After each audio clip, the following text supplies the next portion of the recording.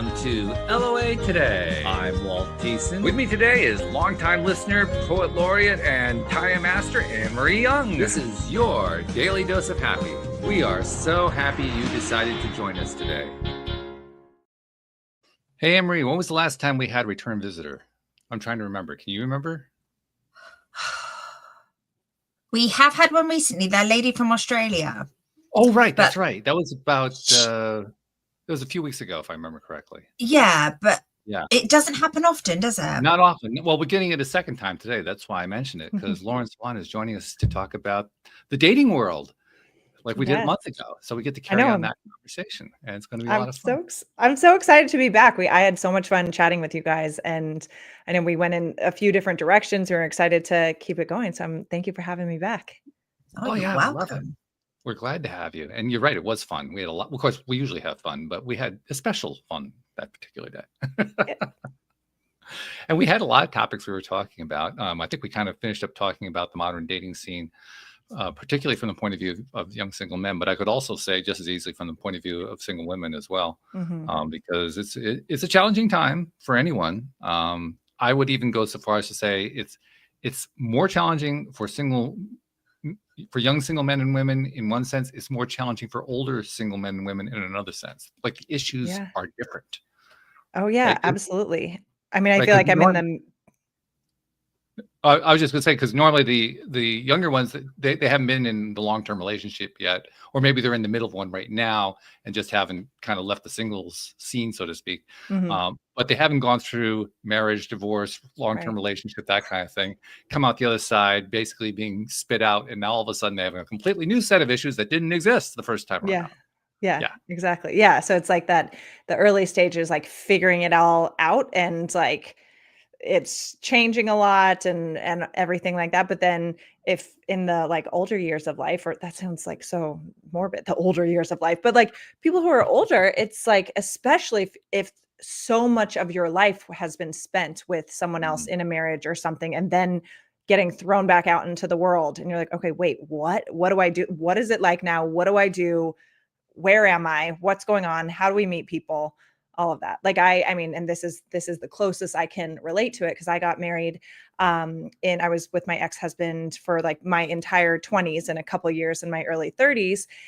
And we split up during COVID. So while this is very different, we split up during COVID, but then I became single in a very unfamiliar world. I'm like, I've never been on dating apps. I've never dated in Los Angeles, because my whole time being in LA was in my relationship. So I'm like, okay, everything's online right now because LA's shut down. I've never dated in LA anyway, so I don't know what that's like. I've never been single in LA, right? Like, so it's interesting to kind of you come out of and back into the single world, and after a decent amount of time has passed. Yeah, absolutely. And in fact, you mentioned COVID. That's a whole thing all into itself, because when everybody was in lockdown, it produced a number of different results, including breakups, because people weren't used to being in the same space continuously with each other because of all the very aspects of their lives. And it actually ended up breaking up relationships. Yeah.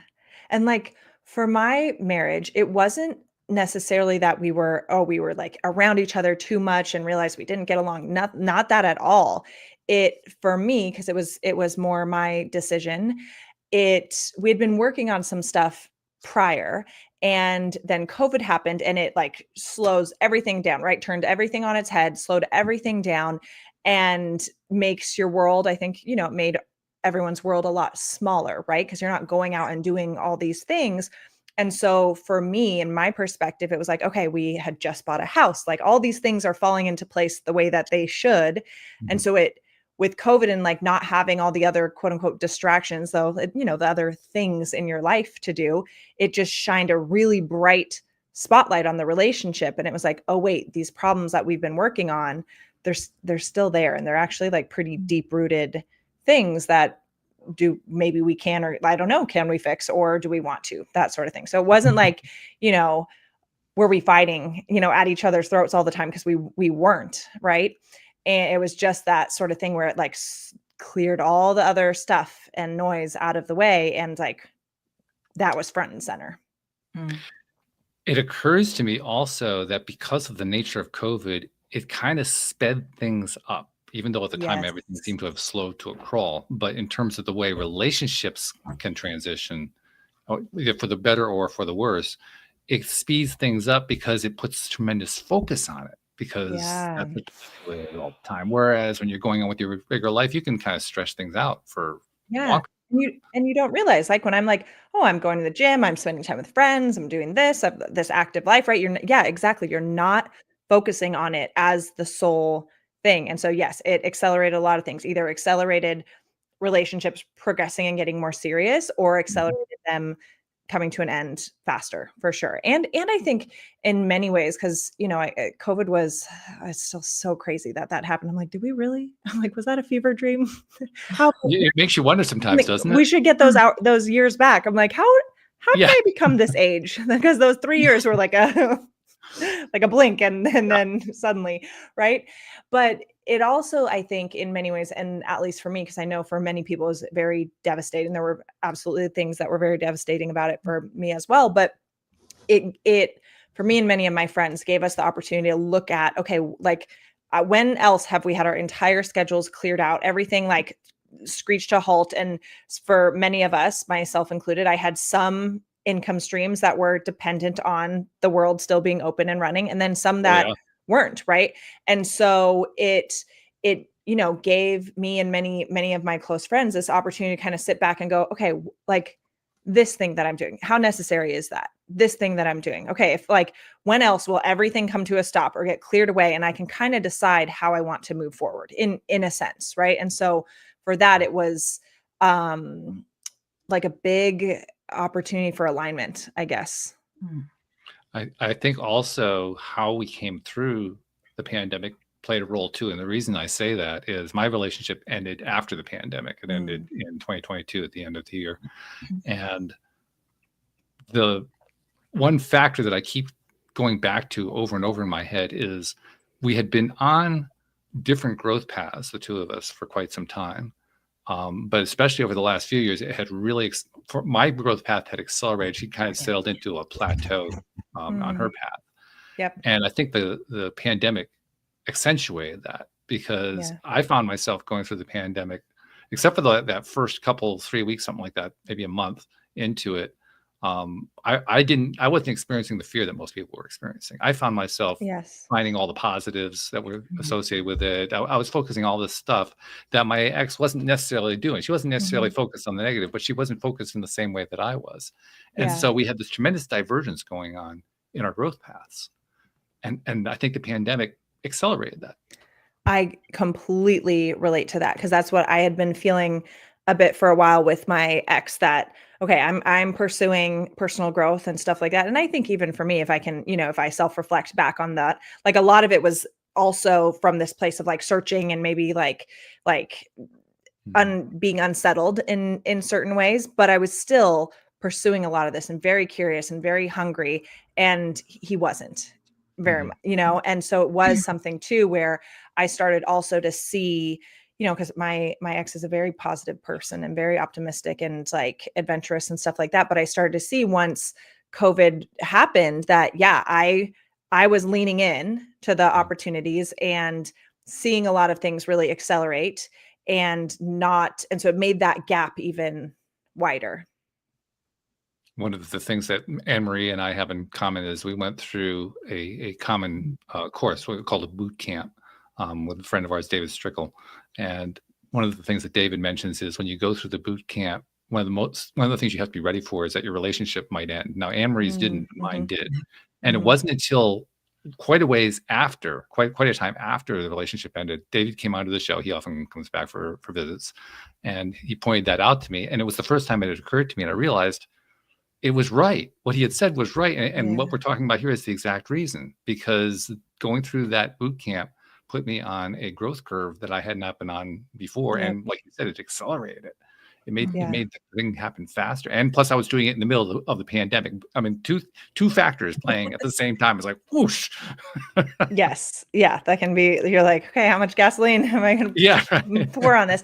And actually, I'm curious for you, Anne-Marie, like, the because I think a lot of people often, when one person in the relationship goes on a personal growth or even a healing journey, right? There can be that fear that, oh, I'm going to leave my partner behind, or what if they don't come with me? And you're not going to be on the same journey, right? Or going at the same pace all the time or any of the time, right? But and so I'd be curious, like from your perspective, like how do you what helps navigate those sorts of things, right? Like to stay in that journey together, knowing that you're going to be going at different intensities.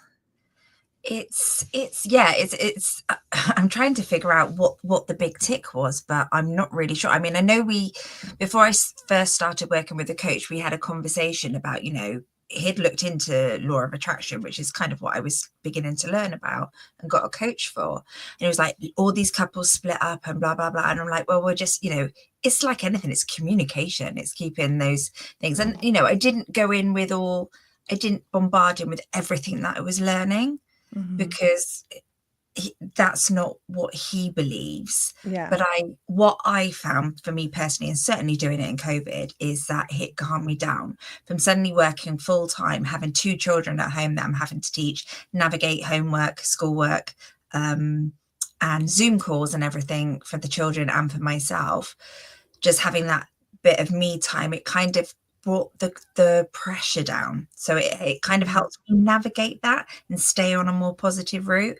But I think along the journey, I think certainly in our relationship, he knows I believe in it, and he's very respectful of that, even though he may not believe in it. But I have seen when I'm in a really good place, the house is calm. If I'm spiraling a bit, the house isn't so calm. So it impacts vibrationally. Yeah. And yeah, it's and I started to talk more about it now, because I think he's more open to it. He's had many years of listening to me and do stuff, and now I just like telling him more stuff, and he doesn't judge. Yeah. He knows it's something I believe, and I think it's something that he's maybe getting a bit more open to, but that's his decision. I'm not going to force anything onto him. Yeah. And I think that's one of the things is like keeping in mind, okay, yeah, we're each on our individual journeys. And if this is the person that you're choosing to go on your life journey with, like respecting, like, hey, they're on their own path. Yes, we're doing this life together, but they get to be on their own path and at their own timing. And as long as we maintain like we're on the same trajectory overall, then and have that like shared goal and shared goal in mind, and of the vision you want for your relationship. Exactly what you said, like respecting, like, okay, it's his journey, not pushing anything, all of that. And living it yourself. You're like, this is important to me. So you being the embodiment and example of that, and and not having to like force something down someone else's throat or anything like that, but like being the embodiment of what you believe. Yeah. And, just bringing that light into the children as well. And again, so that they can make their own minds. My eldest used to be really into it, and now she's kind of a teenager and she's moving away from it a bit and thinks I'm a bit of a hippie, but that's fine because, you take what works for you. But I think it's just about respecting each other's views. So even though he doesn't believe, I don't judge him for that. And he doesn't judge me. I mean, he used to joke it to me about like tree hugging and all that malarkey. But when I said, actually I find that quite disrespectful, stopped. So it's just viewing. Yeah. And respecting. Yep. Well, you touched on an important point there, the communication aspect. You both mentioned that. Yeah. I don't think there's any factor I can think of that is more important than communication. And I'll even touch on something that might rub some people the wrong way, but I think it's really true. There are a lot of people who feel that relationships are in trouble if one person cheats in the relationship. And I think it's nonsense. The reason I think it's nonsense is because by the time somebody cheats, the communication has long since fallen apart. Yeah. So basically, we're blaming the affair for what happened in the relationship or what didn't happen in the relationship. Yeah. Oh, yeah. I can definitely see that perspective of once it's gotten to that point, there's something, many things have been off and wrong leading up to it. I think there's a very rare instances when it's like a act of opportunity. I don't know how we want to say that, but like a very like spur of the moment mistake, right? I think that's a like very rare, but even then that clearly shows that for that line to have been crossed, there's a lot behind the scenes or a lot missing from the foundation that needed to be there. And that's And just the and like, here's a question for you, actually. Here's a question to yeah, address. I wonder, I have serious concerns about this. Let's put it that way. I wonder how many relationships never really developed the foundation in the first place. yeah. Mm. I'm sure many, because I think Yeah. so many people, this is something I've talked to with clients, but also like a lot of friends who I think a lot of people put way too much emphasis on chemistry and not enough on compatibility. And where now both are important, right? You want to Oh yeah. be If attracted you to your want chemistry, partner. I mean, Yeah, you want that's chemistry. foundational, but it's not the whole Exactly. foundation. That's your point. Exactly. Yeah. That the compatibility aspect and the like, okay, are we checking the boxes that are really important to me? That is so important. And I think so many people very easily get wrapped up and swirled away in that chemistry, and they mistake like very strong feelings for a strong foundation.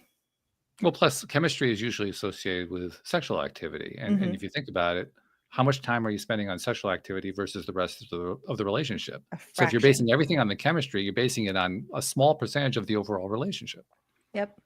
Yeah, I mean, exactly. that's just not going to work in the long run. That's going to No, bite you at some point. no. And it's funny because like when I was in the like when I was dating and in the like early stages of dating people and stuff, because I've been dating someone for almost a year now, which is kind of crazy, and then like in a beautiful relationship. And friends would even be like, gosh, that sounds like it's almost like an interview. I'm like, no, I'm not like going through a list of questions on a date or anything, but I'm very clear in my head of the things that I want to make sure I get clarity on early on, Mhm. like Yeah. whether that's about faith, like family values, like what do you want your life to look like on a day-to-day basis? Like how important is traveling to you? Like, whatever these things are, how do you view money? Like I want to know what these things are in the early stages, because if there's key things that are missing or that we're not compatible on, I don't want to get my emotions too involved or my heart too invested only for like 3 months, 6 months down the road to be like, oh, wait, we're massively incompatible and we're misaligned in this key area. Uh-oh, we need to break up, or we need to just like pretend like it's not there and then, prepare ourselves for a lot of disagreements down the road. And so it's so important to have those compatibility conversations early on, I think, I to would build even that go so far as to foundation. say that the compatibility is going to be driven by whether or not you have it early on rather than what you're talking about. And the reason I Yeah. say that is if you have a conversation on a compatibility type issue early on and you find there's a difference, now you have an opportunity to decide, okay, how far am I willing to go on that? But when it's Hmm. coming later on and you're already set in a certain pattern and so forth, now it's much harder to have that conversation. Yeah. Yeah. You might feel more inclined to compromise in ways that you're not That's wanting right. to compromise. Yeah, Yeah. absolutely. You're Whereas like in the beginning, it may not even be considered compromise. If you have the conversation early enough, it may be, okay, I'm willing to shift gears. I'm willing to accept Mhm, something I wasn't willing to accept before. mhm. But after you've been living with the assumption for quite some time and the assumption proves to be false, now that's when all the negative feelings come up and, well, you weren't really paying attention to me and why don't you love me? And that's when Yeah, all that stuff comes up because it was never addressed in the first place. yeah, Mm. yeah, I also think certainly for us is that role model in marriage and in relationships is our parents are both still together. So we'd mm, never splitting up wasn't even kind of isn't in our view. yeah, It's not something we've lived with. I don't know if I think that has a lot to do with that actually, I watching my think so. parents build things and work things out. absolutely. Having a healthy model of what that looks like is huge, because even though, because I didn't really have a healthy model of what marriage looks like or healthy relationship and stuff like that. And so while I could see oh, this isn't good, or I don't want that, that sort of thing, right? I could make those conclusions for myself or have conversations with, one parent or the other of like, hey, when you're choosing a partner, choose someone like this, not like, right? Like learn from my mistakes sort of thing. It's still what you experience and what you live from a very young age. That's what's embedded into your nervous system, right? So even if your conscious mind knows, oh, I don't want that, right? And you've been told, don't choose this, choose that. It still takes, and speaking from experience, a lot of work to reprogram that on a subconscious level and on that nervous system level, because that's what your body and your brain wants to do, because it was what was familiar.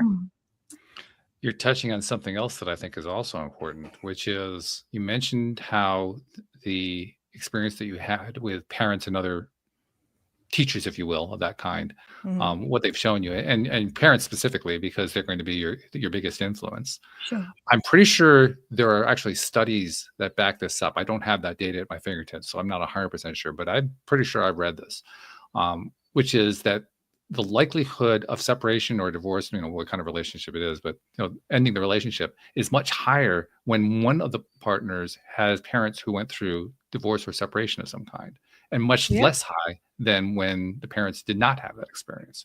And I mention that because that's really important if you have two people who have two different kinds of experience. One has an experience with parents who broke up, the other has an experience with parents who didn't break up. Yeah. And it can be both positive and negative for both of them in both directions. Right. But it also means that both of them better be aware of what the other one went through, because very likely that's going to lead to what their expectations are later on. Absolutely. And that's those values you mentioned, isn't it, Lauren? Is like what does working things out look like to you?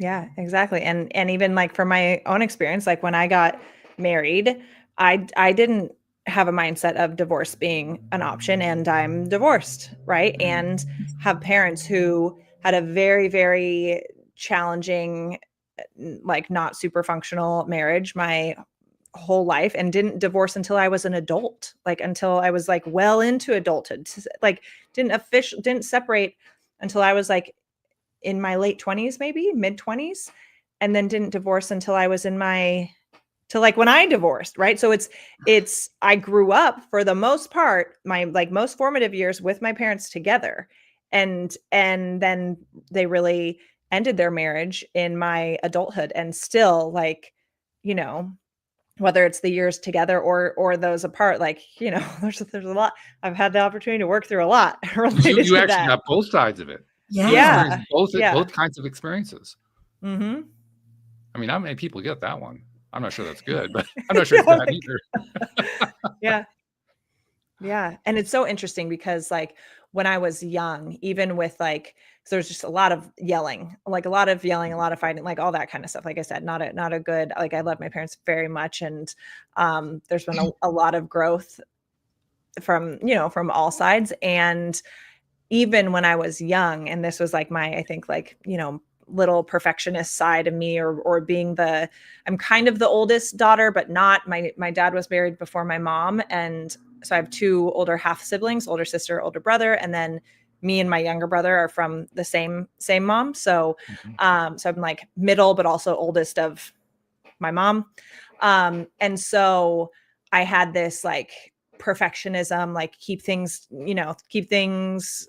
good, don't rock the boat too much, overachiever kind of way about me for many, many years. And even growing up, I would have preferred, because I remember thinking this, and I don't know if I said it, but thinking like, oh, I would rather them stay together, even if it's like this, which wasn't necessarily good or pleasant or peaceful. I'd rather them stay together, because then I don't have to say my parents are divorced. So wild. Yes. Which like everyone probably would have been a little bit happier if that had happened sooner. Yeah. And it's hard too, because in that sentence kind of buried in it is you would have been happier too, but you don't want to have to go there, because that would have been also an unpleasant. Right. That would have that would have been very difficult and scary and sad and all of that. Yeah. Which just goes to show how there are no absolute emotions. They're a tangled mess, or a hot mess, to use a more modern phrase. Yeah. because they are. It's not like relationships are cleanly divinely shaped. I mean, some people will tell you that they are, and I kind of wonder who their deity is, but we won't even go there. I mean, I see what actually happens in the relationships. There is no such thing as a perfectly clean relationship. They No. all have warts. They all have ups Yeah. and downs. It's the nature of being alive. For And sure. it's probably the one thing. I mean, we've named a number of different factors here, but it's probably the one factor that's the hardest one of all. No matter how your background is, no matter what your parents taught you, no matter what your values are, you're going to run into bumps, Mm-hmm. sometimes big bumps, Yeah. unexpectedly. When you least expect it, they're going to show up. Yeah. And the real question isn't whether it's going to happen. It's what are you going to do when it happens? How are you going to Yeah. respond? Yeah. And it's so, I mean, I can share a little bit from my life and relationship now. Like I said, in a healthy, like beautiful, amazing relationship with a really wonderful man. And I've done so much work on myself and so much healing and stuff like that. And so when my triggers come up, like it like surprises me, for one, because I'm like, excuse me, no, like we are fine. We don't have triggers anymore or act from, from our wounding really that much. And so when I see my triggers come up, it's like, it's surprising on the one hand, because I'm like, oh my gosh, I'm operating from a like wounding pattern right now. What is going on? I'm better than this, like, Mhm. and then there's the overachiever, right? Getting hard on herself. But it's also like, so I think one of the most beautiful gifts, like especially in a healthy relationship, is it's going to mirror those things back to you and give you those opportunities to heal them more and face them more and all of that. Because I tell you, like, sometimes when my boyfriend will, point things out, and neither of us is perfect, right? But we'll point things out and I'm like, he's right. Oh, isn't that annoying? Yeah. Yeah. I was like, I, in this situation, am the problem, right? It's bad enough to have a problem. Does he have to be right too? Yeah, I was like, what? And so that, when it's very humbling, and it's a good reminder too of like, hey, like that healing journey, one, it's never full, it's never complete, it's never done. We're always in process. Yes, I do think there are certain things that you can kind of put a bow on and you don't ever really have to deal with them again. Like you like do the work and they clear out, and and you're in a new version of yourself, or an upgraded version of yourself. But sometimes some of those things, like if you've always only gotten to a certain level with them, a new level of intimacy with somebody is going to force you to go deeper with them. And like, oh yeah, it can get uncomfortable. And like, I know for me, there like been so much growth and like stretched in ways related to my communication, my vulnerability, like all of that, that I'm like, oh wow, I thought I was like pretty well done, You mean you're human? not perfect, right? Like, well, it But is yeah. a shock. I mean, seriously, it's a shock when you realize that the growth keeps happening. Like, as long as you're breathing, you're going to continue to go through Yeah. growth, and the growth is often painful. It Yeah. just is. Yeah. Like, welcome to the world. And sometimes like just not pretty. I'm like, No. oh, yeah. All right. Well, One of my favorite thoughts. What's that, Emery? Oh, sorry. I was going to say the key though there was the fact that he felt safe enough to tell you and communicate that to you. yes.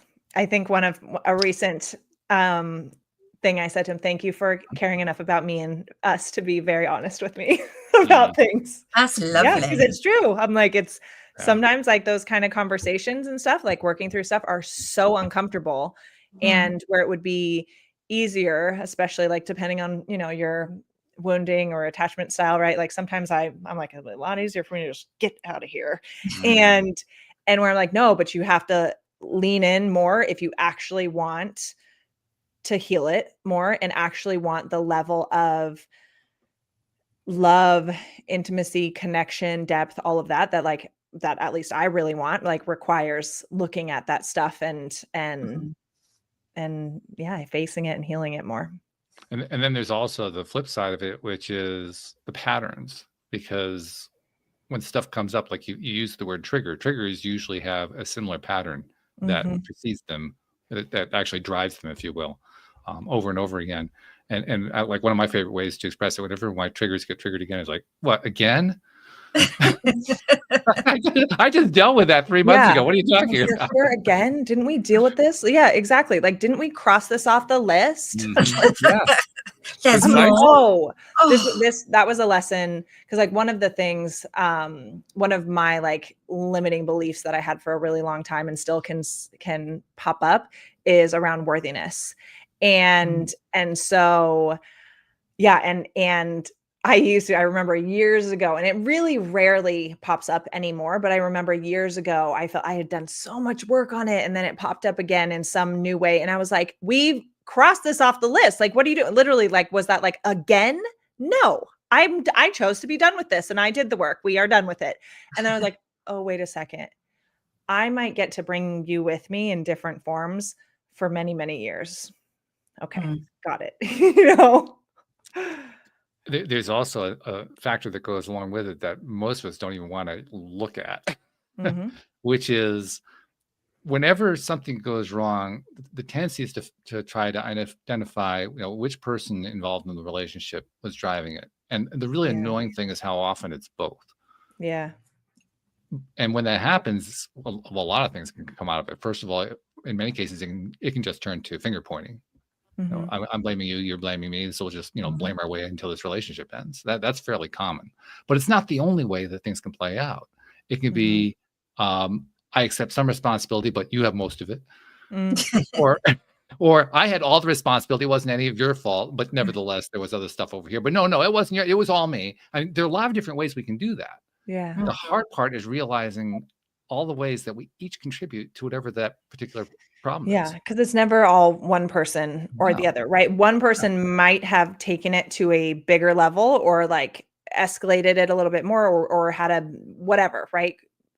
And not at fault. And anything anyone does in a relationship, it's not happening in a vacuum, right? So even things where maybe I really like messed up in that situation or something, like, yes, my reaction could have been more patient or calmer or more grounded, or like I could have interrupted like a negative thought spiral more effectively. And what I could have used from you to help me not go there, which again, it's my responsibility to be in charge of myself, but what would have supported me and therefore supported us in that moment would be XYZ. In the future, if you notice this from me, can you say da da da da da, or can you just give me a hug, or can this, right? Because that will help me stay where I need to stay and like be more in control, or just like stay connected to myself rather than Well, plus also what was occurring to me is that if you can differentiate what the different contributions are to the situation, yeah. then among other things, you cannot take on board what somebody else is actually contributing to it, because we have a tendency to do that. We have a tendency to say, what did I do to cause this to happen? What did I do to inspire this thing? What did I do wrong? And you may not have done anything wrong. May not have been anything that you did. It was just that was that person's stuff coming out at that particular point. Yeah.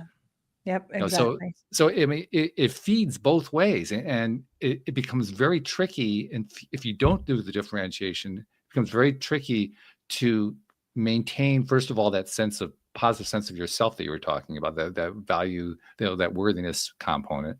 It also makes it challenging to appreciate the worthiness component of the other person.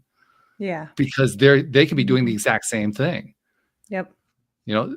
Owning your own stuff, it doesn't just mean owning your own stuff. It also means recognizing what stuff they own. It's both. Yes. Like, oh, my crap was coming up, and if you had just handled yourself a little bit differently, I wouldn't have had that reaction. But then exactly, it's like, yeah. Okay, that might be true. And they're not perfect, just like you aren't. And so maybe they were doing they were doing the best they could in the situation with like their stuff likely flaring up as well in the face of yours. And so it's that like understanding one another a lot more, and understanding, okay, like when, like what does it mean to you, or what's going on in your mind, and how are you feeling in these situations, and how can I show up differently? How can I support you? How can I be supported? All of that. And then trying, like with each iteration, doing it a little bit differently. So this has really laid a foundation. We used that word before, a foundation for the conversation, because we've laid out what all of the challenges are of a relationship. Now let's take it back to the dating world. Yeah. You're in the dating world. You're trying to find somebody, and you're trying to figure out how to find somebody that's going to work well with all these different factors that we're talking about here. That's challenging. Yes. Because That's yeah, because really like challenging. those like fights and conflict, that's likely not happening in the early stages of dating. Right. Yeah. Well, You know? especially And if you're in the falling in love stage where everything's just all hunky dory, yeah, because you haven't exactly. dealt with any of the reality yet. I had Exactly. the opposite. The Did first you? 2 years were hellish. Okay. It was trying to like, because I had lived on my own, I was single, and it was just like, I didn't want a boyfriend. I certainly didn't want to settle down at that time. And boom, he came along. Inconvenient timing, and then we ended up moving in together quite quickly due to circumstances, and it was just too much change. And people didn't think we would last because it was working all that out. Yeah. But then we leveled, and it's just grown and grown and grown from there. But we were actually the opposite. We struggled to start with on finding our foundations. Okay. Yeah. Because I would say in my relationship, we have a strong foundation, and still like, adding bricks to that foundation for sure, and have had a decent amount of like little hiccups or headbutting. We both have very strong personalities and stuff like that. And so I would say, and like overwhelmingly, it's so good and amazing and feels so good. And like I'm someone who, even though I can be intense and a like big fiery personality, I also, given my family dynamics, I'm like, I don't want fighting, right? Like, I don't want fighting. I don't want drama. If there's a lot of fighting, I'm out of here, like red flag, right? And I also, in my first marriage, had no fighting ever. And that was its own major problem, right? Because if you're never having disagreements or ever fights, not that you should be looking to have fights, but if you're never are, it's likely someone's not being honest in that situation, right? And not speaking up and everything. And so like with Well, it's my also a boyfriend, boundary issue going on there, because yeah, that means the boundaries are so flexible that you can't tell where they are. exactly. And so like we've had the opportunity in my relationship to like work through a lot of stuff, and sometimes a little more often than I would like. I'm like, oh, another big conversation. And I'm not afraid of big conversations, but I'm like, okay, let's work through this one now. Well, let's Right? be And honest. it's, To a certain degree, we're all a little afraid of those big conversations. I mean, yeah, some of us may embrace them more than others, but nevertheless, yeah, they're yeah. not something that I'm waking up today. Can't wait for that big conversation. No, that's not the way it goes. Yeah, of course. But it is something that I'm like, oh, we get better at this. I think we get better at it, and we learn about each other with each one, and like understand each other's, each other's triggers, wounds, all of that. And it does, I think, Anne Marie, to your point, I see my stuff, because it's a level of like intimacy, connection, all of that I've never experienced before, which is so exciting and so beautiful. And that also means it's going to kick up stuff for me in a way that I haven't experienced, right? And push me to my certain edges in new uncomfortable ways. And I'm like, okay, like, so there is a part of me that's like, okay, there's probably like a good amount of stuff, like, because I've been used to being pretty single. Like I've had relationships, but been pretty like, I've been single for the last 5 years, I guess, 4.5 years. And so I think there are things that are like some of the, I don't know, just like getting back into that zone of like, okay, some of these things I get to, like, there's parts of my ego or whatever that's like getting kicked up and fighting against it. Yes, somebody else is having a say into your life where you've had that control for so long for yourself, and you're like, get out. Yeah. that's my bit. You're not allowed in, but you know, you have to work on that. Yeah. It's a funny thing, because as we get into relationships, initially, when we're into I almost said for the first time, but I didn't mean it that way. I mean, when we're first involved in a relationship, and we're in that exploratory phase, there's often that euphoric phase as well. So we're trying to not only live through that, but also recognize that doesn't necessarily stay the way it is. Again, those bumps come along the way. But we're also faced with that foundation piece that we talked about earlier. And like I commented earlier, and you kind of surprised me, but I guess I shouldn't have been surprised. You agreed that often gets left out. Yeah. It raises the question. All right, well, if I'm going to be aware of the fact that the foundation often gets left out, that means if I want this relationship to work, I got to figure out how to work it in there. Yeah. So we should And talk about, like, how do we work it in, especially yes, in the early stages of because that's a key part of the dating cycle, I think. absolutely. So something that I say, whether men or women, right? This is advice for everybody, is you need to know very clearly what you're looking for in a relationship, in a partner, right? Like, okay, and sometimes that's like in this season, what I'm looking for, what I'm available for is this, right? Yeah. And so especially like let's take the example. Okay, if you're looking for long-term partner, husband, wife kind of situation, what do you want that relationship to look like? The relationship itself, right? Because you have to think like Yeah. me, my partner, we are our own individual entities. The relationship is its third thing. And so, what do I want that relationship to look like? What is important to me in the context of that serious relationship? And then, what kind of partner am I looking for? And who do I like? What are the characteristics? What are the qualities?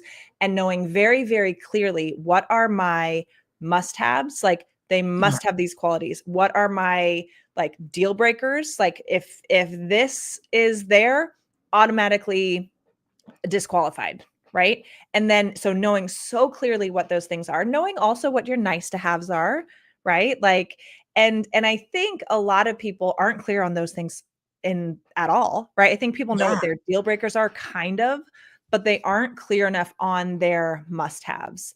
And so they're like saying yes to too many options or first dates or whatever, too many connections, because they're not looking through this really, really discerning lens of like, I'm so clear on the kind of partner I want and then the kind of relationship that I want as well. So having that almost like checklist, and like, I'll be very straightforward. I had a literal list, and like not even just a list, but like pages of Word document pages where I wrote out, like, I'm like, okay, my partner is like this. Like when it comes to spirituality, here's what he's like. When it comes to health and fitness, his mindset, his work ethic, how he approaches family, like all these things. I got so specific and so detailed and so clear, and knew very clearly what my non-negotiables and my deal breakers are, so that if someone came through and was like, oh, but I'm this, or but I'm not this, whatever it was, or I don't believe that, I do believe this,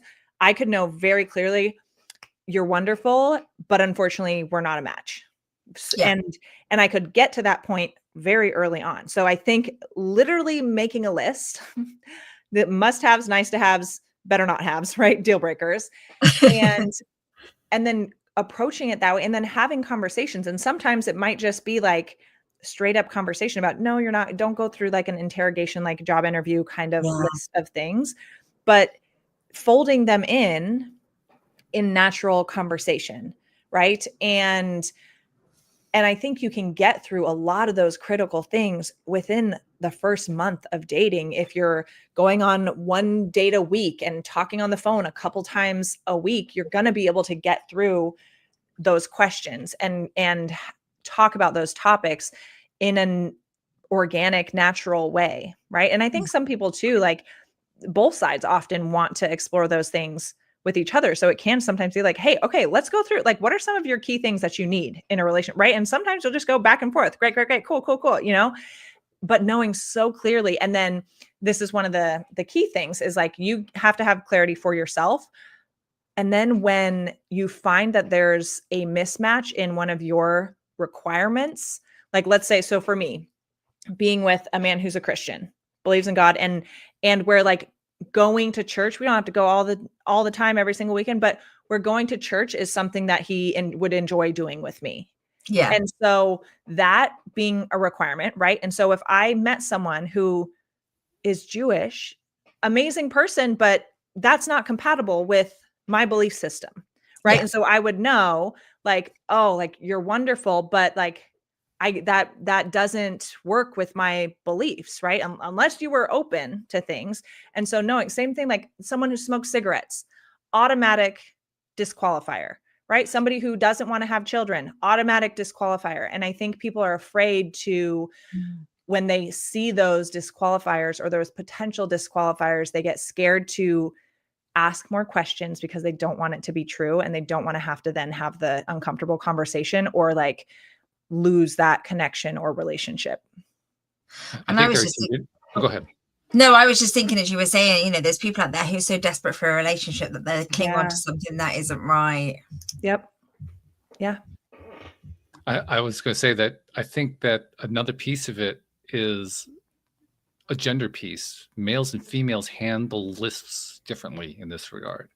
I find that females almost always write them out. Not always, but a lot more frequently. Let's put it that way.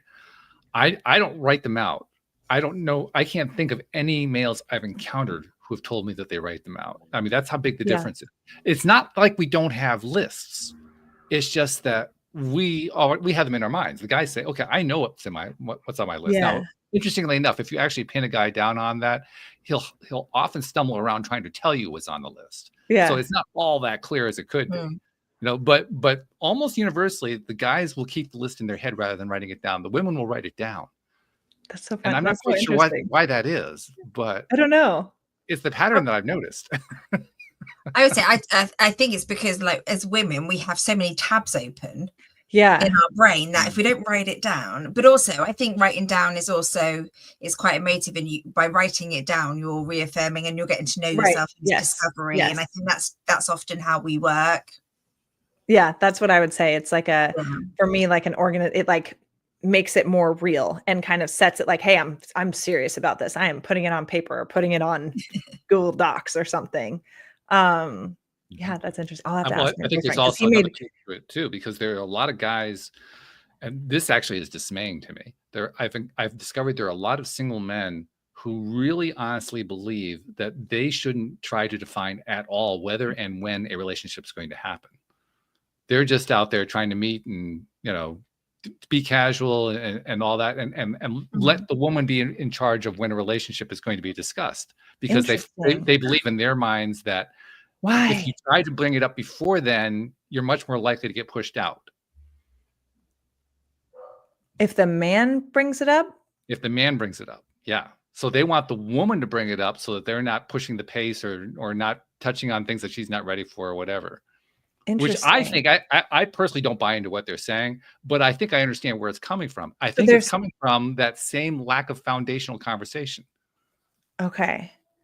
So they're afraid that if the men are afraid that if they bring up the conversation that not all men, women, by the way. This is a of course not. But that the women will want to end it. They'll want to end the relationship. Yeah. Oh my gosh, I don't. And I think I know why. How do we tell them they're wrong? Yeah, I would have thought. How do we tell them all that they're wrong? Well, I can understand where they're coming from, though, and this touches more on the self-confidence piece and the worthiness piece, because if you don't bring this stuff up early, then you won't find the relationship falling apart because of a incompatibility or something like that, because the incompatibility never comes up. Interesting, because so many women want a man who's going to be the one who takes that step of commitment or making things official or having that conversation. Like, women would prefer that the man initiates that, and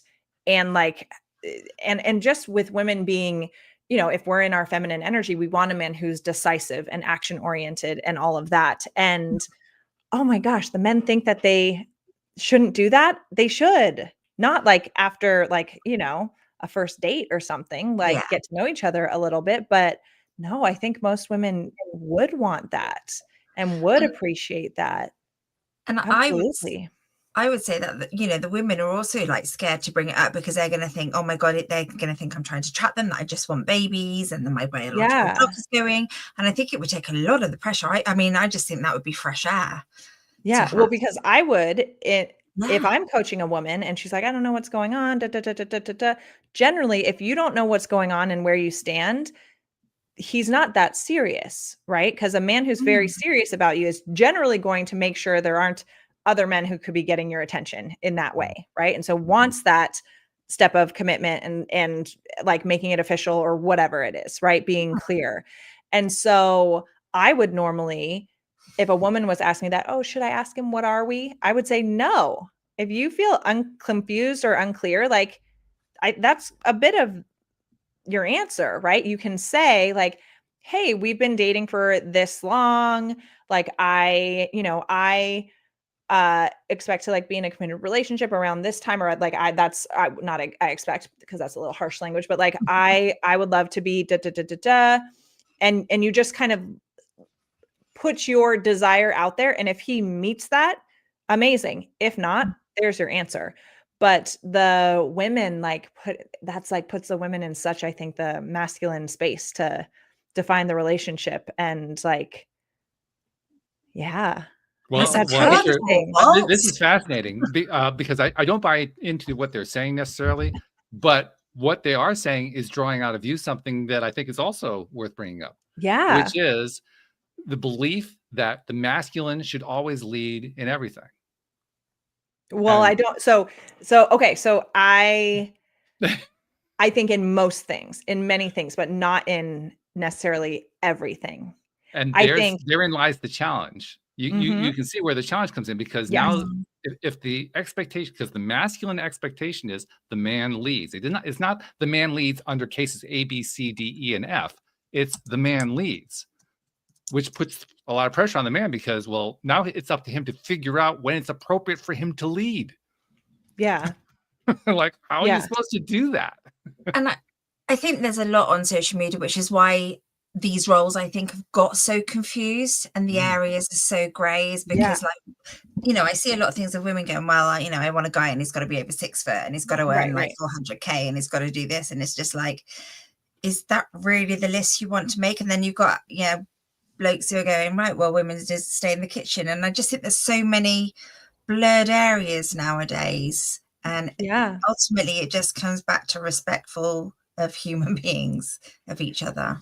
Yeah. And I think there are a lot of, yes. So I don't think that men need to be leading in everything by any means. I think in many, yes. And in many of the like kind of firm actions, but I think that the way women do also need to like open the door for the man to lead, or give that like permission, I guess, but like let him know like, hey, I want you to take the lead on this.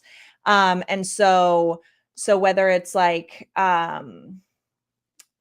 saying something like, oh, I'm really enjoying I'm loving dating you and really enjoying getting to know you, like I would love to like I can see like a really amazing relationship with you and all that kind of stuff, and having that conversation, and not necessarily having the like, what are we, but can lead with like the open heart stuff, so that the man feels safe to then step into that by way of action, is how I see it. And like, it's funny because I have these conversations with my boyfriend a lot where like and this is how I view it a lot, is like, as the woman, I get to be the emotional leader, which can sometimes feel very scary, right? Like he's in the very like masculine role, but I get to be the like the heart leader in a lot of ways, for the like the softness and the vulnerability and the kind of emotional stuff.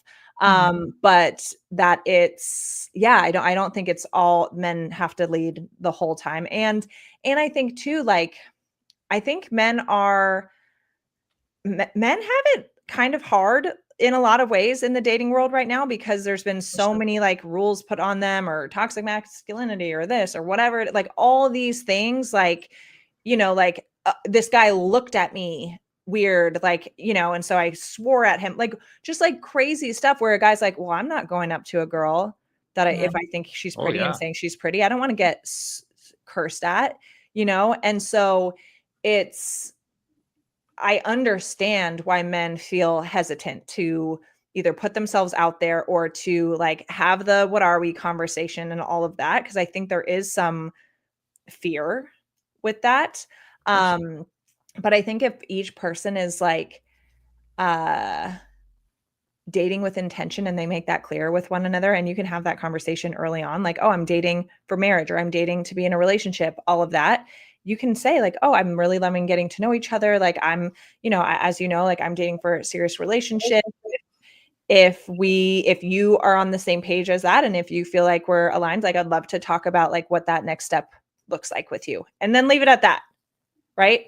And then see, the door has been opened, an invitation, and he can then, I think, take that action. Well, what do you think about that? I'm glad we're talking about this. I think this is actually the topic that I intended for us to talk about today. It just took us like 45 minutes to get there. Let's come back for a third time. Yeah, well, we can do that. That's all right. I don't mind doing that. Next time, I'll just make sure I send a note to Jen. This is what we're talking about, so make sure you remind us. No, but I think that the whole gender role thing is a major issue because it is so ill-defined now. Yeah. And there are people who are trying to define it. The group of men that I was describing who believe that the woman should set the pace on when you start talking about the relationship are also 95% of the time the same guys who believe very much in the alpha male role. They believe they believe in almost the stereotypical male role to play, and that includes. They think that the women should set the pace of the because the male role is to be the stoic personality, and they don't even mean original stoic. They mean the modern day stoic, which is basically shut down your emotions. Yeah, don't show the emotional side. You got to be the strong male type. Interesting. I mean, and then we have the complaint about toxic masculinity, and the thought that comes to my mind is, where do they think it comes from? Yeah. Yeah. It originates somewhere. Where does it originate? Well, how about here?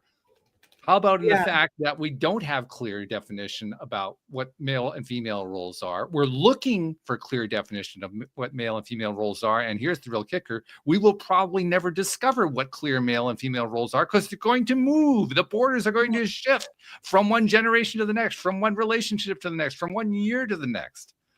Yeah. And so it raises the question in my mind, and I don't have a really good answer on this one. So I'm curious to know what your take is. Given just how fluid this masculine feminine thing is, are we overemphasizing masculine and feminine? I think if too many people are spending too much time like listening to very soundbitey things on social media, which is part of it for sure. Like, because when you're looking at like coaching on social media and it's 1 minute, 2 minute kind of video, whatever, and taking this like the person creating that is trying to catch your attention quickly. And so often there's going to be kind of like some black and white thinking and some stuff that's a bit more polarizing to get your attention. Oh yeah. And so I think a bit is probably understated. Yeah. I don't care what field you're talking about. It's all way beyond the bit. Yeah. And so, yes.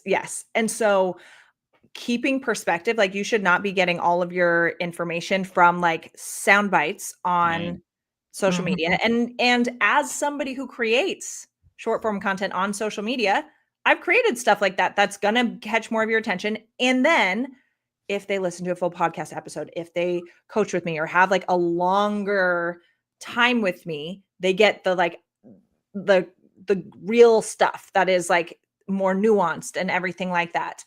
And so, yes. So don't be taking all your guidance from sound bites on social media for one. And I do think there is balance to it because like, yes, I love to be very princessy and like in my feminine, which means he's going to lead and do all the things all the time. And I just get to like be soft and all of this. Right. But that's not realistic all the time.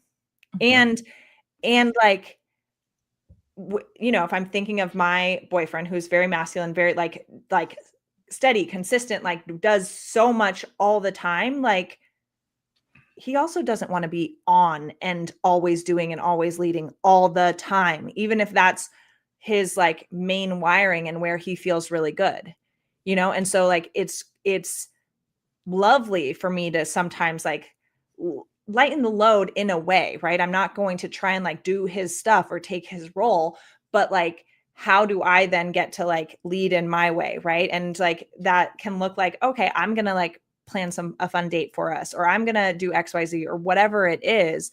But I do think that it can be very easy to, and this is just the nature of social media. It's like can be just so black and white.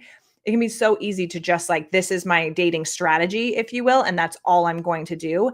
And then there's no room for nuance, no room for shades of gray, no room for like the ebbs and flows of like actually doing life with another person.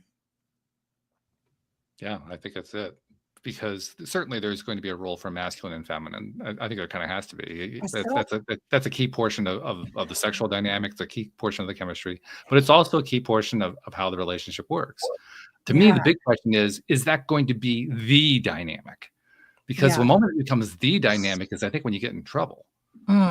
It can be one dynamic among many, but when it's the dynamic, you're talking about making things black and white. You're making things black and white at that point. Yeah. I don't care how you even slice up to what the masculine and feminine is. You're still making it black and white. Yeah, exactly. And so I do think like, okay, you can have those as your like kind of default, like main archetype, if you will, or main way of operating within the relationship, and knowing like it's gonna ebb and flow, right? And there's gets to be compromise and nuance and balance and all of that. It still so surprises me that I guess I don't watch enough of red pill male content, but it still surprises me that I've watched much of it, so I've watched enough for both of us. Yeah, that those like the alpha male guys, that they think that the woman should be the one to like they think the male role is to be the strong male, leading the sexual discussions, leading the whole seduction and all that kind of thing. And then when it comes to long-term relationship, that's the part that's the female role. That's their view. The male should never introduce that. It should always be the female who introduces the long-term relationship thing. Huh. I'm so curious about that now, because now you're going to start watching some red pill videos. I can tell. No. So where I can see that is, and you let me know, because I think a lot of men and how men are wired, a lot of the time men are going to do what is required. And if what is required is getting them what they want, they aren't necessarily going to take the next step. And so sometimes that next step this is where women get to have very firm boundaries, right? Like, okay, these are things that feel appropriate and acceptable in dating. These are things that feel appropriate and acceptable in a more serious relationship, like boyfriend, girlfriend. This is what's appropriate when we're engaged versus married, right? Like that sort of thing. Because if those expectations and those boundaries aren't in place, then why would a man take the initiative or have the conversation to go to the next relationship stage if he's getting what he wants without that, right? And so that's where women get to be firm in boundaries and desires and stuff like that. But I guess like, oh, that's so interesting to me that seeing the women as the ones that get to initiate that conversation. If I'm thinking for myself, it's been a lot of the time, most of the time, men like, oh, I would like to be exclusively dating, right? Or I will say, hey, I love spending time with you and would love to continue this. However, like I don't XYZ unless we're exclusive, or this is what I would expect. If we were to go to the next level, the next phase of a relationship, here's what I would need. And then it's either, yeah, that's great, let's do it, right? Or not, And so that's like, but I don't have the what are we conversation. And I don't recommend. Let me give you a little bit more information that might actually help fill it in for you. Because again, the red pill, we'll just stick with red pill. It makes it easier to describe it. So the red pill viewpoint includes the idea that the masculine role is to spread his seed wide, not to find one particular partner, but to spread the seed as much as possible. So that describes an arena of casual relationships.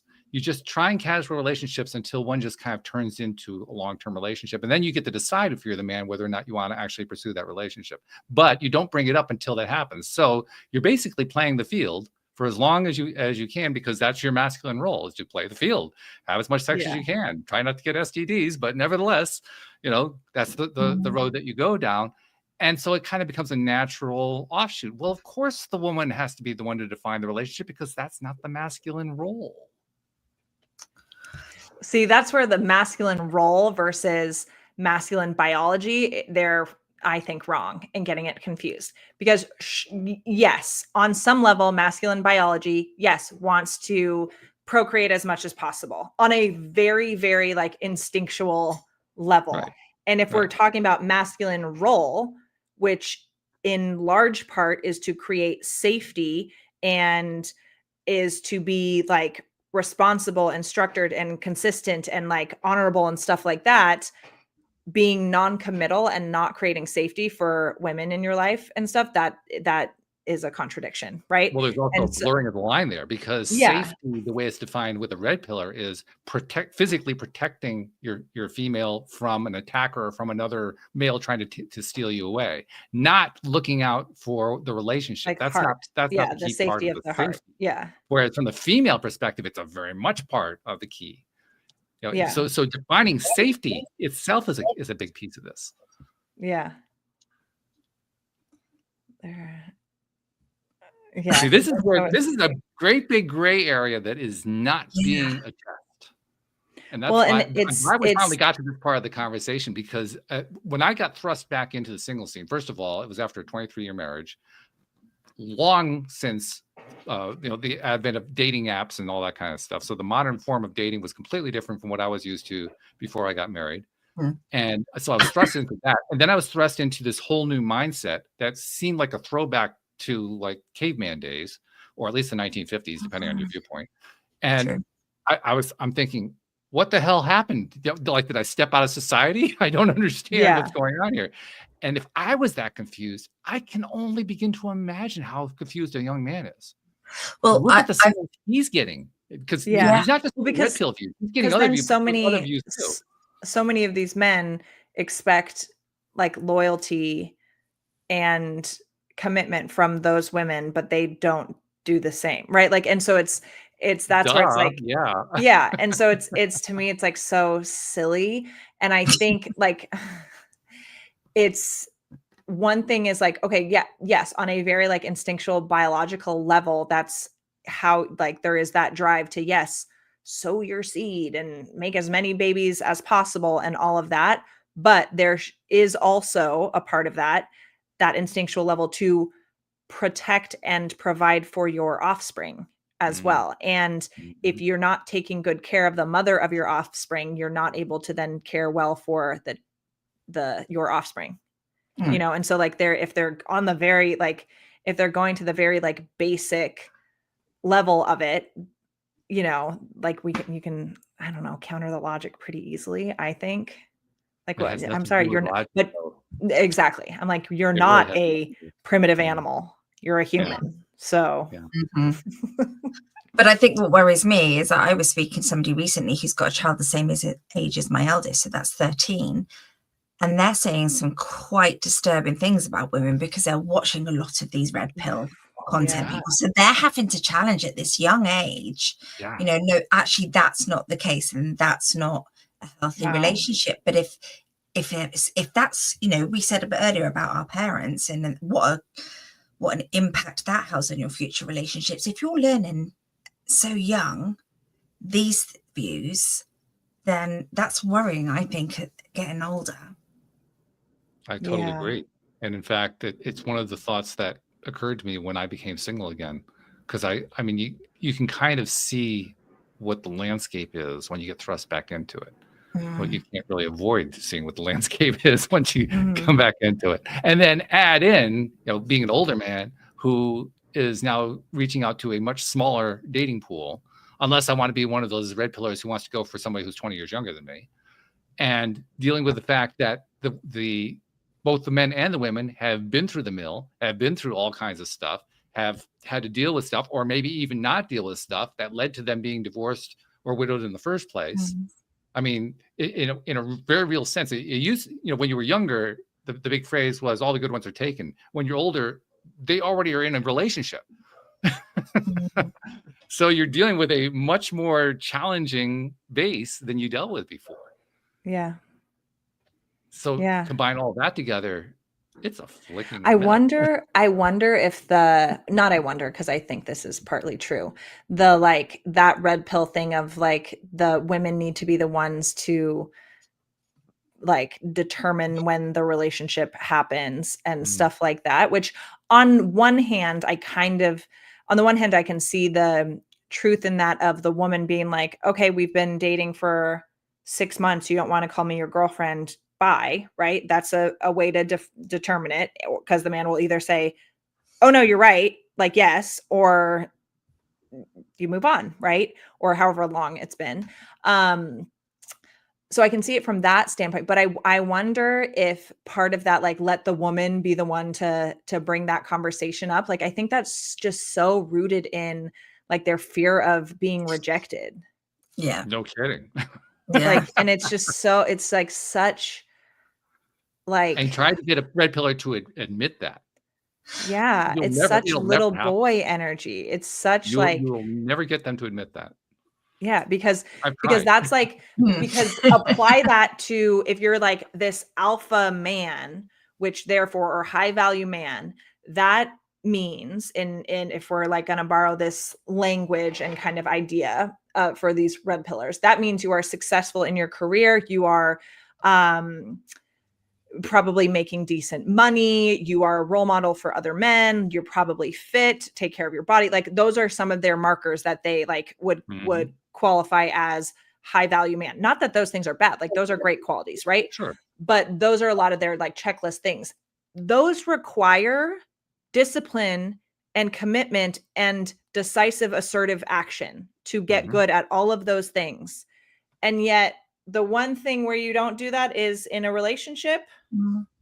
And here's the interesting piece of that, because you're No. right to touch on that. The really interesting piece is if you bring this point up, the response will be, this demonstrates that I am responsible. This demonstrates that I am willing to take this stuff on, except when it actually comes down to talking about it, then they don't want to talk about it.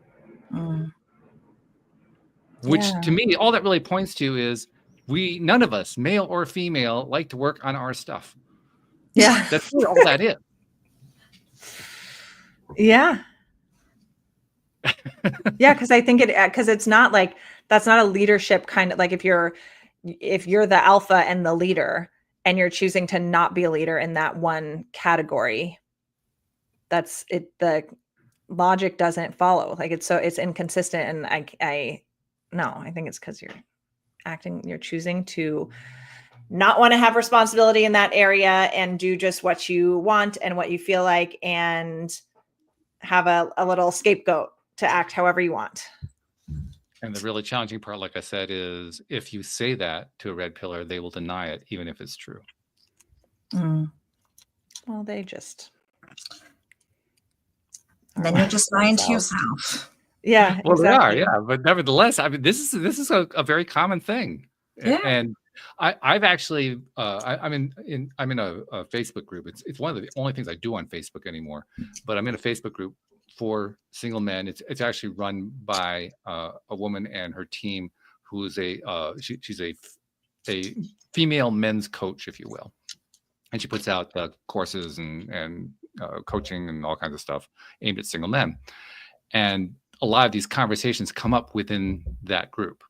So that's where I become. That's where I didn't even know about red pill until I saw what was going on in the group. It was the first time I had been exposed to it. Then I had to go look up, like, oh, what is this thing? Oh my god! Oh my god! It was one of those experiences. But in the course of interacting with them, I realized that I had a choice. I could either just say, okay, I'm done, back off. I'm not going to say anything more in this group. This is clearly too toxic for me. I'll move on. Or I could try to find a way to counter it.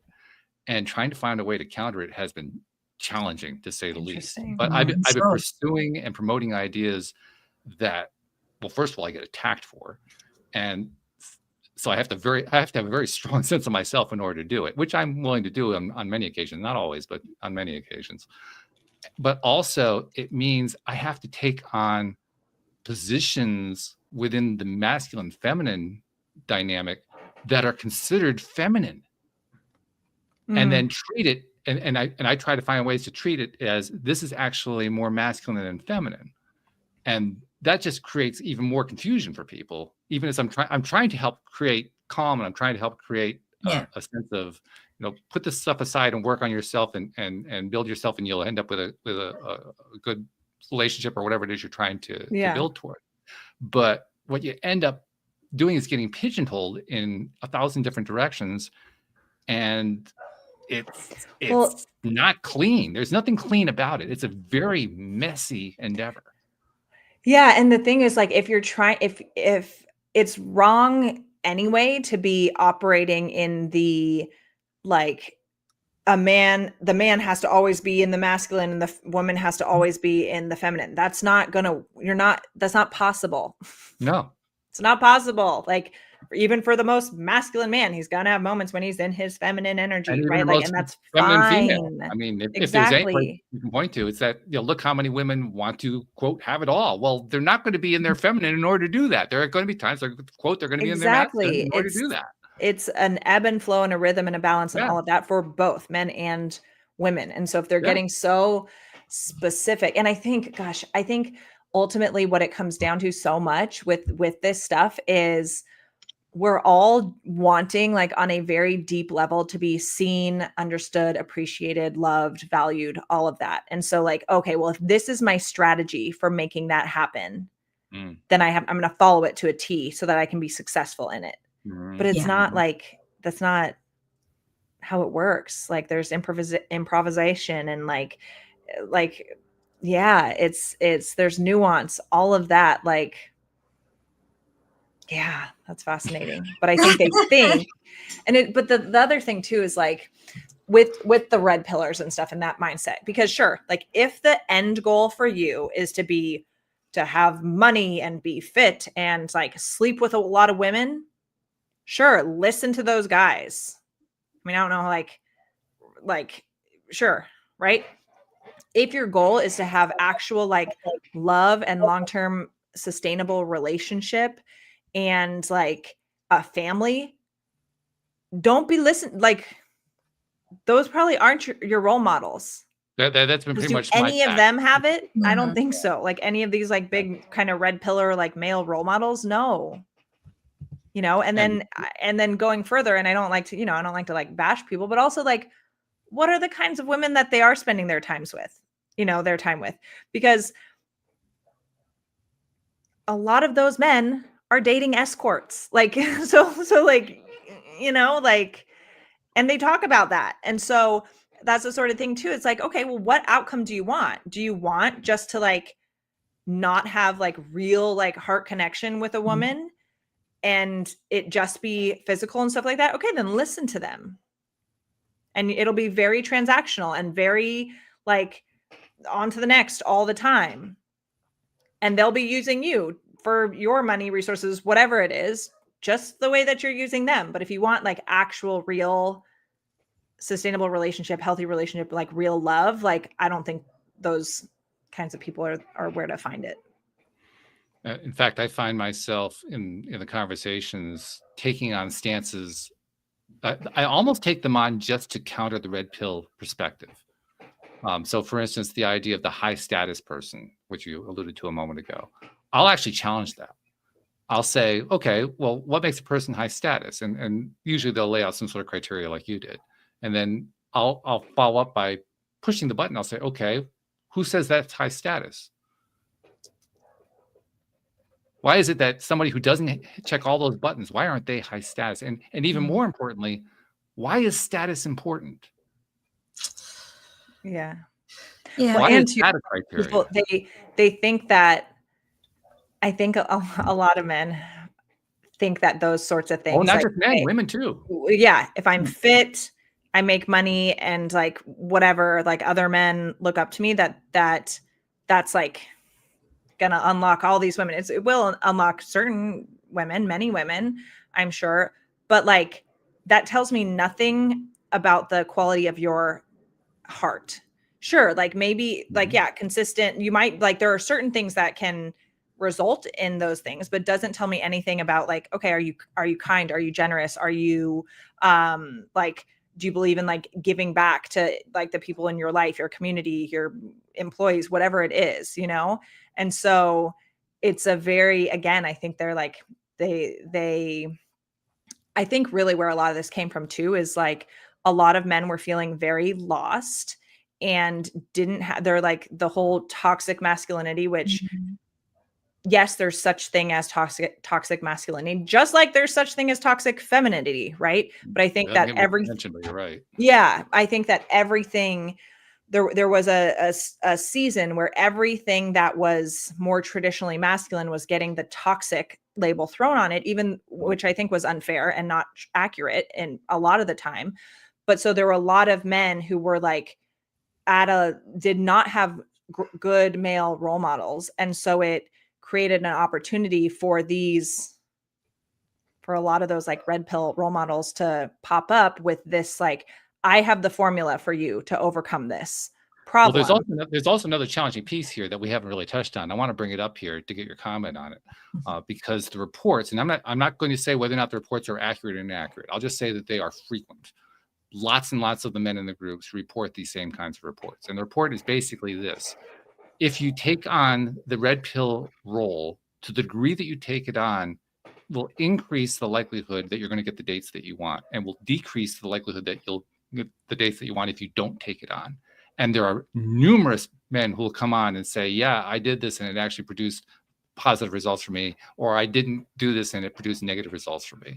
You get a lot of that I'm not sure I'd call it evidence, maybe anecdotal evidence. Yeah. You get enough of that anecdotal evidence, guys are going to start thinking that's what it takes. Yeah. I want to have that happy relationship, so I'll play the alpha male in order to get the happy relationship. And you know what? If you look at like the commentary that single women, because you can find all kinds of stuff on YouTube, so you can find single women being interviewed about what it is that they find appealing and so forth. It is astonishing how many of them will respond very well in the early stages to the red pillar approach, much more so than to the non-red pillar approach. Well, what does that do? Yeah. And so, because like with this stuff and why it continues and grows even is because there are nuggets of truth in it, right? Like it's like the stuff that they're saying is not 100% wrong or dumb 100% of the time. That's right. And so a lot of what they do share like is accurate and is effective, right? I think many women, especially women who are going to be more in their feminine energy, like a man who's assertive and decisive and takes the lead and maybe not stoic in the sense of emotionless, but is that like steady, calm energy, right? Like that calm, assertive energy.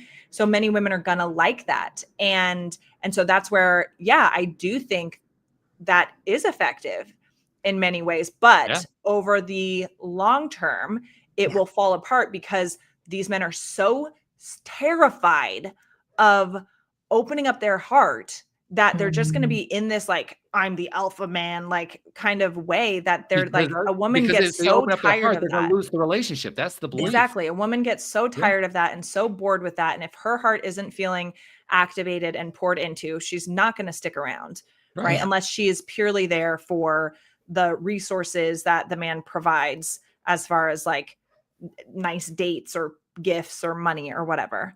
So that creates a challenge now. If that's the case, if that's the landscape, then what is a single male to do?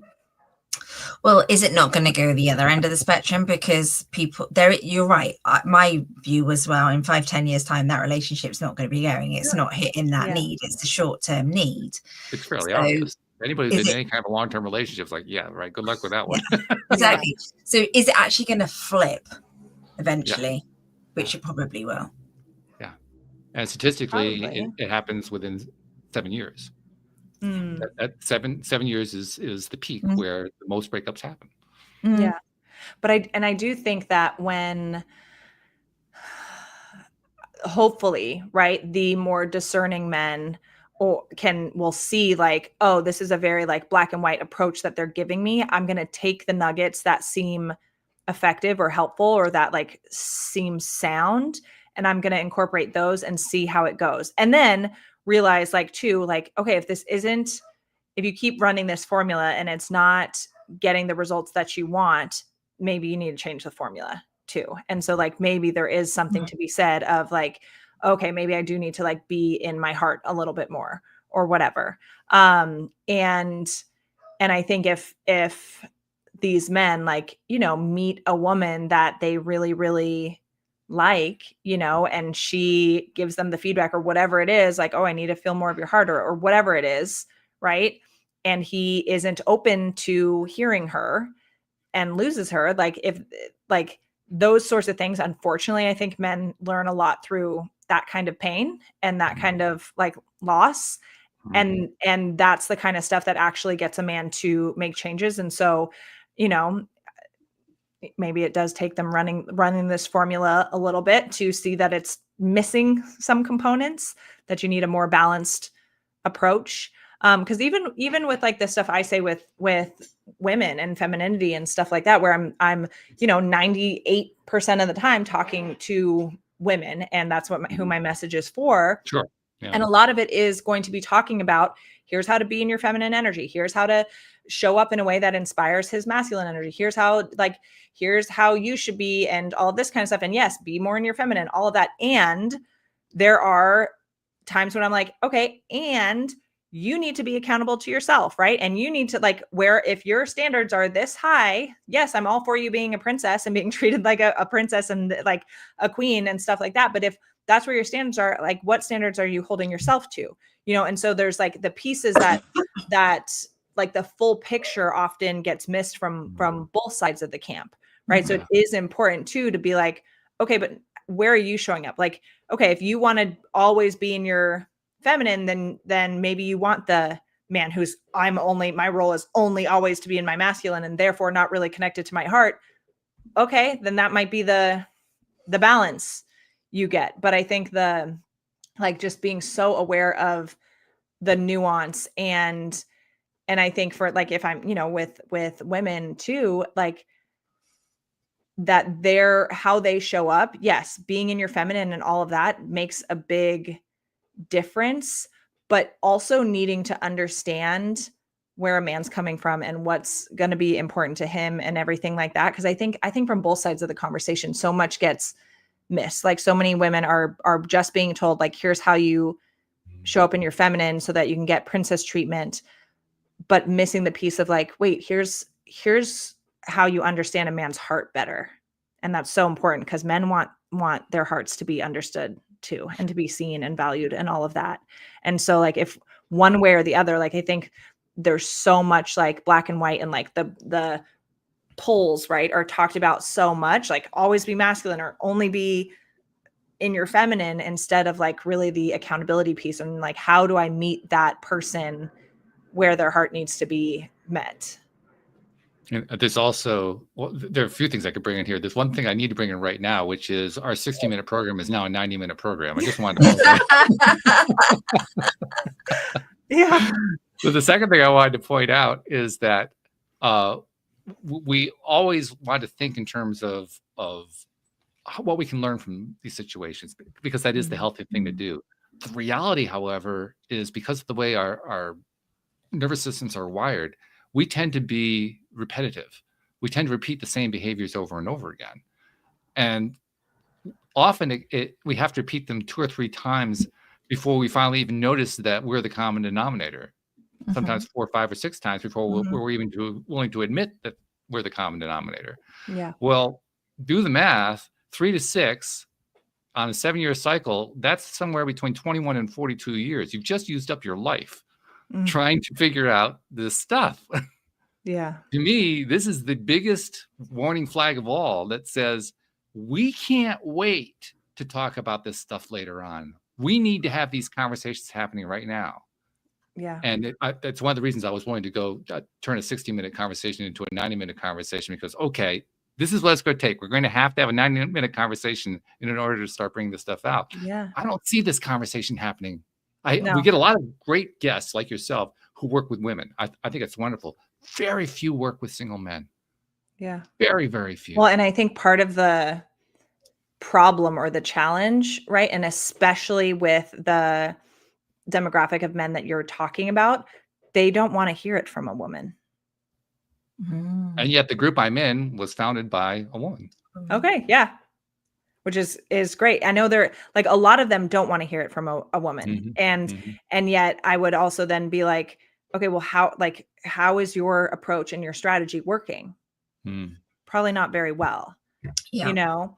And so I think too, like, I think they do listen to a woman, provided I think it kind of depends. I think on the one hand, like if she's the kind of woman they would not want to be with per se, but like if she is kind of an archetype of what they would view as like a high value woman, I think they're more inclined to listen to her perspective. Right. Because I think like we're dealing with a lot of ego in that. And so it's like, especially like in a group setting, which like that sounds amazing, but like, especially like sharing about concerns or whatever, or struggles or whatever it is, like even in a group with other men, right? Like these men don't want to look bad in front of other men. Right. So they may reach out like one-on-one. Well, it's amazing how many will actually post in the group. It's quite astonishing how many they'll post stuff that I'll think to myself, you really posted that? Seriously? Yeah. Well, and then I think too, then you're realizing, oh yeah, they really want connection, and they really want, they do. Like their hearts are hurting and they really want this. Yeah. I think connection is actually the biggest, next to communication, because they really go hand in hand. I think it's really the biggest need. The most unrecognized need. Yep. The need and again, that's also something I've tried to touch on in my communications in the group. And I get more and more response from men who are supporting that than I do with almost anything else, is touching on that connection piece. Because you're right, that connection is huge. It's completely understated in the way it's presented by even the experts in the field. It's astonishing how often it's just kind of skipped over. Not skipped over, but underplayed, understated. Let's put it that way. Yeah. So this has been fun. This has been I know. Yeah. And we do have to do it on my show too. We'll go round 3. Okay. Yeah. That's good. We'll carry it on. I'm glad that we stretched out to an hour and a half. Thanks for putting up with that. Appreciate that. Absolutely. It was fun. Oh my goodness. I don't even know how to tie it together, because we usually have our things that we do at the end, but we've already done with you. We could do them again if you like, but we asked you. Well, we should do the first one anyway. Remind people how anyone listening who wants to work with you, how do they find you? Let's do that piece. That's absolutely. LaurenSalon.com. I've got various courses and stuff there that you can check out, or you can book a one-on-one session with me as well, or find me on Instagram or TikTok at Lauren Salon as well. So it's either LaurenSalon.com or Lauren Salon, last name is Salaun, on social. Okay. Amory, do you want to do your piece? Because you always have a piece at the end too. Yeah, I could do that. I think your curveball was the thing of the night for me, because obviously I love this whole conversation. I think relationships just fascinate me, and I'm really invested in mine. But I loved your curveball and how, I've been with my husband nearly 30 years, and Lauren's like a dating coach, and we were both like, huh? We were quite shocked by that. So I thought that was really interesting. And it kind of comes down to like, okay, so if that's what it's like, you need to understand your values that Lauren spoke about. And I just think there's so many rules out there. And ultimately it's about getting to know each other. It's about that communication that we spoke about on the last show was one of the key things. And it's a key thing again today. And appreciating each other and showing up with that appreciation and just being respectful and valuing and have fun along the way. Yeah. Yes. Absolutely. I agree with that. Yeah. And normally the last thing I do is the piece where I thank you for all of the contributions that you made to people that you never met, never seen, never will meet, never will see. I'll modify it today to say thank you for contributing to people listening to this podcast who you will never meet, never see, who are hearing the viewpoints that they might not have ever heard anywhere before. Yeah. Thank you. Absolutely. Absolutely. Thank you for having me for round 2. It's so much fun. I love chatting with you guys and getting into all the things. It's great. So I'm so excited for you guys to come onto my show and us to we'll carry on the conversation. Absolutely. In fact, when you get that one published, let Jen know, and she'll put a link on this one to point to that one so that listeners of this one can go find that episode. Perfect. Okay. So we have a game plan. That's good. Sounds good. So thank you very much. Thank you, podcast listeners everywhere. We will see you all next time here on LOA Today. Goodbye, everybody. Goodbye.